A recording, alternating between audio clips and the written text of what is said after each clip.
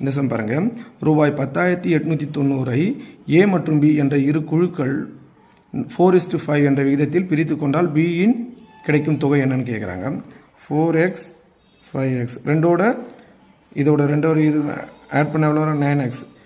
அப்போ எக்ஸை கண்டுபிடிங்க. 10,890. அப்போ எக்ஸ் ஈக்குவல் டு 10,890 அடித்தா எவ்வளோ வரும்? 9ஆல் ஒரு முறை போகும், மீதி 1 2 1 0. அப்போ எக்ஸோட வேல்யூ 12 10. அப்போ நம்மளுக்கு என்ன கேட்குறாங்க? குழு பியோட வேல்யூ தான் கேட்குறாங்க. இது பி, இது ஏ. அப்படின்னா இது 5 × 1210 மல்டிப்ளிகேஷன் பண்ணால் 0 0 5 0 மீதி 1 5 6.